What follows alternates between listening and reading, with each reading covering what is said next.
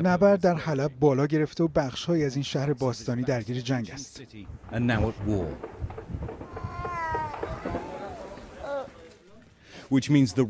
این یعنی بیشتر شدن زخمی‌ها و کشته‌ها، از جمله محمد 8 ساله که با ترکش خمپاره‌های دولت زخمی شده.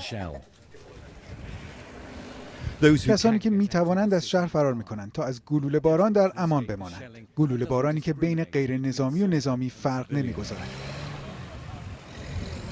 بیشتر کسانی که شهر را ترک می‌کنند زنان و کودکانند.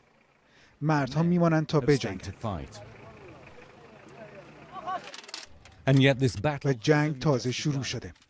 شنیدند که سربازان دولت به اینجا میآیند و جنگجویان در خیابان‌های خالی گشت می‌زنند تا از شهر محافظت کنند.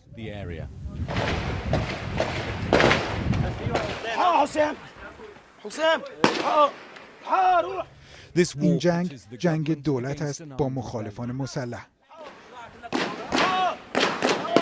سوری‌ها در برابر سوری‌ها.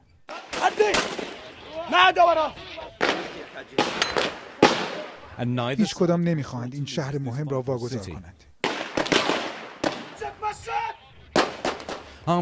مخالفان مسلح سعی میکنند گروهی را که زیر آتش تک تیراندازها گیر افتاده نجات دهند. ارتش تلاش میکنه این منطقه رو پس بگیره، اما مخالفان به سختی مقاومت میکنند. مخالفا در حال پیشروی هستند. فکر میکنم نیروهای دولتی دارن به این منطقه میان.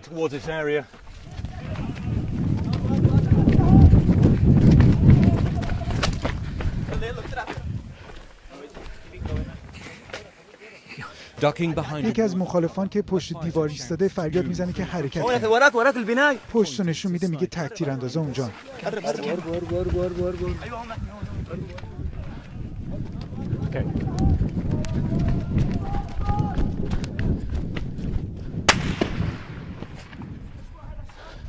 مخالفا حالا دورتر شدن چون نیروهای دولتی سعی میکنن به این منطقه وارد شن. وضعیت خیلی در هم پیچیده است. ما میدونیم که الان تک تیراندازا دور بر ما هستن. چون این منطقه مسکونیه، صدا میپیچه و نمیشه تشخیص داد صدای تیر از کجا میاد. همونطور که میبینین این نیروها خیلی تحت فشار هستن. یکی از فرماندهان زخمی شده و خونریزی شدیدی داره. این ماشین سعی میکنه جلوی گلوله تک تیراندازها رو بگیره تا زخمی رو نجات دهند، اما تیراندازی شدیدتر میشه و گروه ناچار عقب نشینی کنه. وقتی که تونستن زخمی رو جابجا کنند دیگر خیلی دیر شد.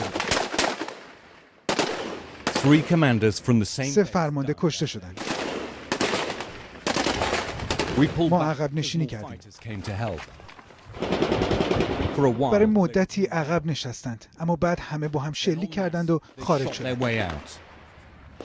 مشکل بتوان گفت چه کسی برنده این درگیری هاست، اما این نبرد آینده سوریه و منطقه را رقم میزند که به معنی خونریزی و مرگ بسیاری دیگر است. Ian Pannell, BBC News in Aleppo City.